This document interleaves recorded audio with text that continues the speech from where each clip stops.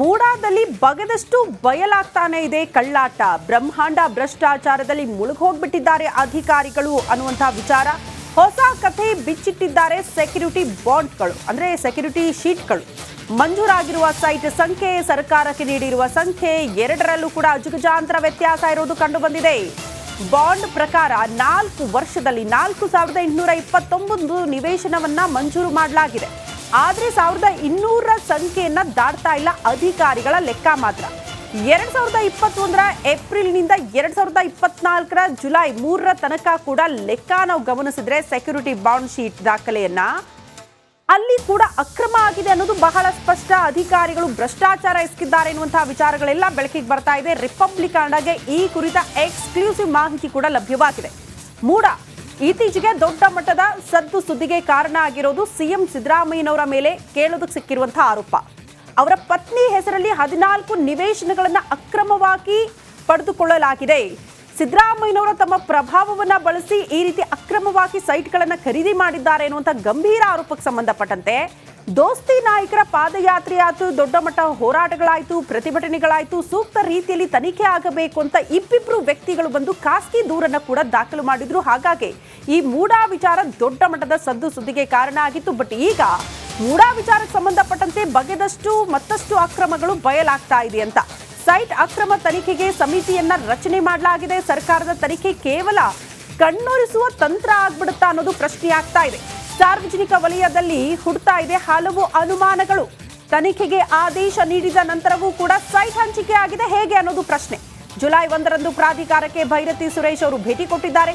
ತನಿಖೆಗೆ ಆದೇಶ, ಆಯುಕ್ತರು, ಕಾರ್ಯದರ್ಶಿಯ ವರ್ಗಾವಣೆ ಕೂಡ ಆಗಿದೆ. ಬಟ್ ಈ ಎಲ್ಲ ತನಿಖೆ ಆಗ್ತಾ ಇರೋದು ಬರೀ ಕಣ್ಣೊರೆಸುವ ತಂತ್ರನ ಸರ್ಕಾರದಿಂದ ಅನ್ನುವಂತಹ ಪ್ರಶ್ನೆ, ಅನುಮಾನಗಳು ಸಾರ್ವಜನಿಕ ವಲಯದಲ್ಲಿ. ಈ ಬಗ್ಗೆ ಮತ್ತಷ್ಟು ಡೀಟೇಲ್ಸ್ ಅನ್ನ ಕೊಡ್ತಾ ಹೋಗ್ತಾರೆ ನಮ್ಮ ಪ್ರತಿನಿಧಿ ವಿನೋದ್ ದೂರವಾಣಿ ಸಂಪರ್ಕದಲ್ಲಿ. ವಿನೋದ್, ಈಗ ಸಮಿತಿ ರಚನೆಯಾಗಿದೆ, ತನಿಖೆ ಆಗ್ತಾ ಇದೆ, ಈ ಹೊತ್ತಲ್ಲಿ ಮತ್ತೆ ಸೈಟ್ ಹಂಚಿಕೆ, ಹಲವು ಅನುಮಾನಗಳು ಸಾರ್ವಜನಿಕ ವಲಯದಿಂದಲೇ ಕೇಳೋದಕ್ಕೆ ಸಿಗ್ತಾ ಇದೆ. ಡೀಟೇಲ್ಸ್ ಅನ್ನ ಕೊಡ್ತಾ ಹೋಗೋದಾದ್ರೆ ಶ್ರುತಿ, ಈಗಾಗಲೇ ಮೂಡಾದಲ್ಲಿ ಬಹುಕೋಟಿ ವಂಚನೆ ನಡೆದಿದೆ ಅಂತೇಳಿ ಸಾಕಷ್ಟು ಚರ್ಚೆಗಳಾಗ್ತಾ ಇದೆ. ಜೊತೆಗೆ ಸಿಎಂ ಅವರ ಪತ್ನಿಯ ವಿಚಾರ ಅಷ್ಟೇ ಈಗ ಸಾಕಷ್ಟು ದೊಡ್ಡ ಮಟ್ಟದ ಚರ್ಚೆ ಆಗ್ತಾ ಇದೆ. ಅದು ವಿರೋಧ ಪಕ್ಷಗಳು ಪಾದಯಾತ್ರೆ ಮೂಲಕವೂ ಕೂಡ ಕೇವಲ 14 ನಿವಾಸಗಳನ್ನ ಪಡೆದಿರುವ ಬಗ್ಗೆ ಮಾತ್ರ ದೊರೆಯುತ್ತಿದೆ. ಆದ್ರೆ ಈ 14 ಸೈಟ್ಗಳ ಇಲ್ಲದೆ ಸಾವಿರಾರು ಕೋಟಿ ಹಗರಣ ನಡೆದಿರುವಂತದ್ದು ಈಗಾಗಲೇ ರಿಪಬ್ಲಿಕನ್ ಮೊದಲ ದಿನದಿಂದಲೂ ಕೂಡ ಆ ಸುದ್ದಿಯನ್ನ ಮಾಡ್ಕೊಂಡು ಬರ್ತಾ ಇದೆ. ಇದಕ್ಕೆ ಪೂರಕವಾಗಿ ಇವಾಗ ಸಿಕ್ಕಿರುವಂತಹ ದಾಖಲೆಗಳು ಆ ಮೂಡಾದಲ್ಲಿ ಸಾವಿರಾರು ಕೋಟಿ ಹಗರಣ ನಡೆದಿರುವ ಬಗ್ಗೆ ಸಾಕಷ್ಟು ಮಾಹಿತಿಗಳು ಲಭ್ಯ ಆಗ್ತಾ ಇರುವಂತದ್ದು. ಈಗಾಗಲೇ ಮೂಡಾದಿಂದ ಸೈಟ್ ಅನ್ನ ಪಡೆಯುವ ಸಂದರ್ಭದಲ್ಲಿ ಬಾಂಡ್ ಮೂಲಕವಾಗಿ ಮಂಜೂರಾತಿ ಪತ್ರವನ್ನ ಕೊಡ್ತಾರೆ. ಅದಕ್ಕೆ ಪ್ರತಿಯೊಂದು ಕೂಡ ಲೆಕ್ಕವೂ ಕೂಡ ಸಿಗುತ್ತೆ. ಆದ್ರೆ ಕಳೆದ ಅಂದ್ರೆ ಈ ಮೂಡಾ ಹಗರಣದಲ್ಲಿ 2021ರಿಂದ 2024ರಲ್ಲಿ ಅವರು ಕೊಟ್ಟಿರುವ ಲೆಕ್ಕ ಕೇವಲ 1200 ಸೈಟ್ಗಳ ಕೊಟ್ಟಿದ್ದೀವಿ ಅಂತ ಹೇಳಿ ಒಂದು ಲೆಕ್ಕವನ್ನ ಕೊಡ್ತಾ ಇದ್ದಾರೆ. ಆದ್ರೆ ಬಾಂಡ್ ಪೇಪರ್ ಅಂದ್ರೆ ಈ ಬಾಂಡ್ ಶೀಟ್ಗಳಲ್ಲಿ ಬರುತ್ತೆ, ಆ ಬಾಂಡ್ ಶೀಟ್ಗಳ ಲೆಕ್ಕದಲ್ಲಿ ನೋಡೋದಾದ್ರೆ ಈಗಾಗಲೇ ಸಿಕ್ಕಿರುವಂತಹ ಮಾಹಿತಿಗಳ ಪ್ರಕಾರವಾಗಿ ಸುಮಾರು 4000ಕ್ಕೂ ಹೆಚ್ಚು ನಿವೇಶನಗಳ ಮಂಜೂರಾತಿ ಪತ್ರಗಳನ್ನು ಕೊಟ್ಟಿರುವ ಬಗ್ಗೆ ದಾಖಲಾತಿಗಳು ಸಿಗ್ತಾ ಇದೆ. ಜೊತೆಗೆ ಜುಲೈ 1ರಂದು ಏನು ಭೈರತಿ ಸುರೇಶ್ ಅವರು ಮೈಸೂರಿಗೆ ಬಂದು ಮೂಡಾಗಳ ಹೊರಬರ್ತಿದ್ದಾಗಲೇ ಮೈಸೂರಿಗೆ ಬಂದು ಸಭೆಯನ್ನು ನಡೆಸಿ ಇವತ್ತಿಂದ ಯಾವುದೇ ಕಾರಣಕ್ಕೂ ಕೂಡ ಯಾರಿಗೂ ಕೂಡ ಯಾವ ಕೆಲಸಗಳು ಮಾಡ್ಕೊಡ್ಬಾರ್ದು, ಯಾವ ಮಂಜೂರಾತಿ ಪತ್ರಗಳು ಕೊಡಬಾರ್ದು ಅಂತೇಳಿ ಒಂದು ಆದೇಶವನ್ನು ಮಾಡಿ ಹೋಗ್ತಾರೆ.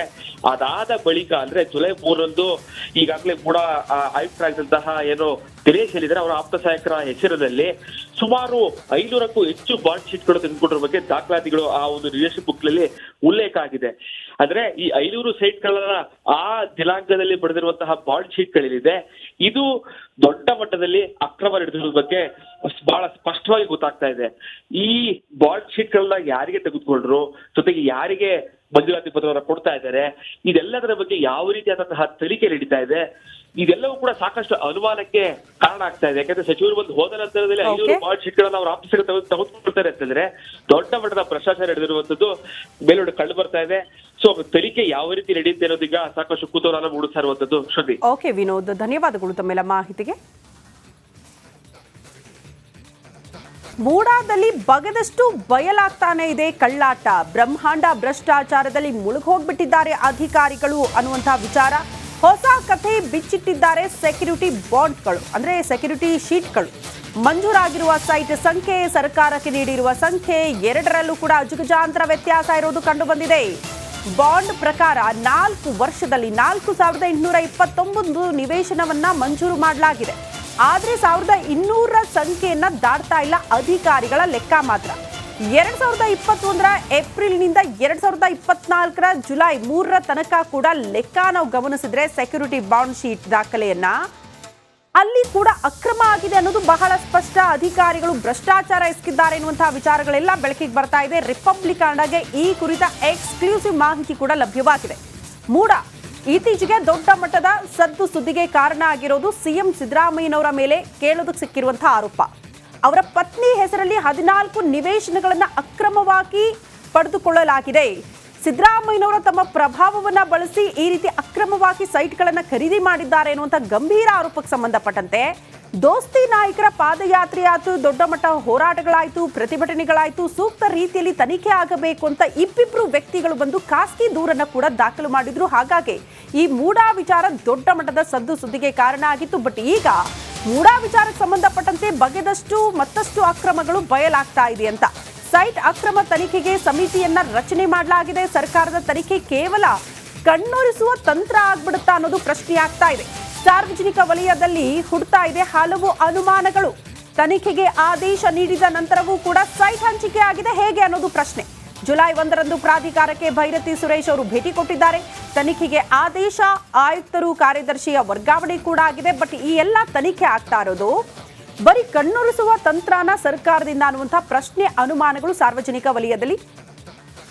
ಈ ಬಗ್ಗೆ ಮತ್ತಷ್ಟು ಡೀಟೇಲ್ಸ್ ಅನ್ನ ಕೊಡ್ತಾ ಹೋಗ್ತಾರೆ ನಮ್ಮ ಪ್ರತಿನಿಧಿ ವಿನೋದ್ ದೂರವಾಣಿ ಸಂಪರ್ಕದಲ್ಲಿ. ವಿನೋದ್, ಈಗ ಸಮಿತಿ ರಚನೆಯಾಗಿದೆ, ತನಿಖೆ ಆಗ್ತಾ ಇದೆ, ಈ ಹೊತ್ತಲ್ಲಿ ಮತ್ತೆ ಸೈಟ್ ಹಂಚಿಕೆ, ಹಲವು ಅನುಮಾನಗಳು ಸಾರ್ವಜನಿಕ ವಲಯದಿಂದಲೇ ಕೇಳೋದಕ್ಕೆ ಸಿಗ್ತಾ ಇದೆ. ಡೀಟೇಲ್ಸ್ ಅನ್ನ ಕೊಡ್ತಾ ಹೋಗೋದಾದ್ರೆ ಶ್ರುತಿ, ಈಗಾಗಲೇ ಗೂಡಾದಲ್ಲಿ ಬಹುಕೋಟಿ ವಂಚನೆ ನಡೆದಿದೆ ಅಂತೇಳಿ ಸಾಕಷ್ಟು ಚರ್ಚೆಗಳಾಗ್ತಾ ಇದೆ. ಜೊತೆಗೆ ಸಿಎಂ ಅವರ ಪತ್ನಿಯ ವಿಚಾರ ಅಷ್ಟೇ ಈಗ ಸಾಕಷ್ಟು ದೊಡ್ಡ ಮಟ್ಟದ ಚರ್ಚೆ ಆಗ್ತಾ ಇದೆ. ಅದು ವಿರೋಧ ಪಕ್ಷಗಳು ಪಾದಯಾತ್ರೆ ಮೂಲಕವಾಗಿ ಕೂಡ ಕೇವಲ 14 ನಿವೇಶನಗಳನ್ನ ಪಡೆದಿರುವ ಬಗ್ಗೆ ಮಾತ್ರ ತೋರಿಯುತ್ತಿದೆ. ಆದ್ರೆ ಈ 14 ಸೈಟ್ಗಳ ಇಲ್ಲದೆ ಸಾವಿರಾರು ಕೋಟಿ ಹಗರಣ ನಡೆದಿರುವಂತದ್ದು ಈಗಾಗಲೇ ರಿಪಬ್ಲಿಕನ್ ಮೊದಲ ದಿನದಿಂದಲೂ ಕೂಡ ಆ ಸುದ್ದಿಯನ್ನ ಮಾಡ್ಕೊಂಡು ಬರ್ತಾ ಇದೆ.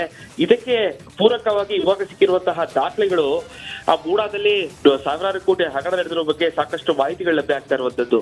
ಈಗಾಗಲೇ ಮೂಡಾದಿಂದ ಸೈಟ್ ಅನ್ನ ಪಡೆಯುವ ಸಂದರ್ಭದಲ್ಲಿ ಬಾಂಡ್ ಮೂಲಕವಾಗಿ ಮಂಜೂರಾತಿ ಪತ್ರವನ್ನ ಕೊಡ್ತಾರೆ. ಅದಕ್ಕೆ ಪ್ರತಿಯೊಂದು ಕೂಡ ಲೆಕ್ಕವೂ ಕೂಡ ಸಿಗುತ್ತೆ.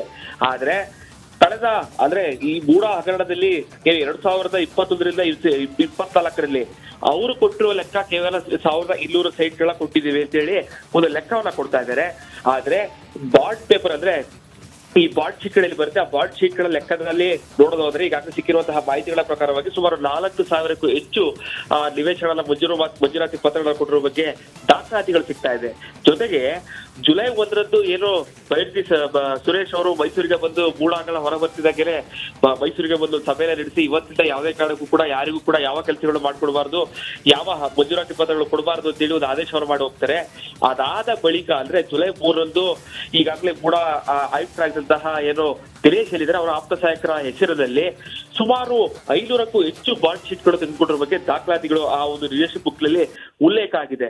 ಅಂದ್ರೆ ಈ 500 ಸೈಟ್ಗಳನ್ನ ಆ ದಿನಾಂಕದಲ್ಲಿ ಪಡೆದಿರುವಂತಹ ಬಾಂಡ್ ಶೀಟ್ಗಳೇನಿದೆ ಇದು ದೊಡ್ಡ ಮಟ್ಟದಲ್ಲಿ ಅಕ್ರಮ ನಡೆದಿರುವ ಬಗ್ಗೆ ಬಹಳ ಸ್ಪಷ್ಟವಾಗಿ ಗೊತ್ತಾಗ್ತಾ ಇದೆ. ಈ ಬಾಂಡ್ ಶೀಟ್ಗಳನ್ನ ಯಾರಿಗೆ ತೆಗೆದುಕೊಂಡ್ರು, ಜೊತೆಗೆ ಯಾರಿಗೆ ಮಂಜೂರಾತಿ ಪತ್ರವನ್ನ ಕೊಡ್ತಾ ಇದ್ದಾರೆ, ಇದೆಲ್ಲದರ ಬಗ್ಗೆ ಯಾವ ರೀತಿಯಾದಂತಹ ತನಿಖೆ ನಡೀತಾ ಇದೆ, ಇದೆಲ್ಲವೂ ಕೂಡ ಸಾಕಷ್ಟು ಅನುಮಾನಕ್ಕೆ ಕಾರಣ ಆಗ್ತಾ ಇದೆ. ಯಾಕಂದ್ರೆ ಸಚಿವರು ಬಂದು ಹೋದ ನಂತರದಲ್ಲಿ 500 ಬಾಂಡ್ ಶೀಟ್ಗಳನ್ನ ಅವ್ರ ಆಫೀಸ್ಗೆ ತೆಗೆದುಕೊಳ್ತಾರೆ ಅಂತಂದ್ರೆ ದೊಡ್ಡ ಮಟ್ಟದ ಭ್ರಷ್ಟಾಚಾರ ನಡೆದಿರುವಂತದ್ದು ಮೇಲೋಡಿ ಕಂಡು ಬರ್ತಾ ಇದೆ. ಸೊ ತನಿಖೆ ಯಾವ ರೀತಿ ನಡೆಯುತ್ತೆ ಅನ್ನೋದೀಗ ಸಾಕಷ್ಟು ಕುತೂಹಲ ಮೂಡಿಸ್ತಾ ಇರುವಂತದ್ದು. ಶ್ರುತಿ. ಓಕೆ ವಿನೋದ್, ಧನ್ಯವಾದಗಳು ತಮ್ಮೆಲ್ಲ ಮಾಹಿತಿಗೆ.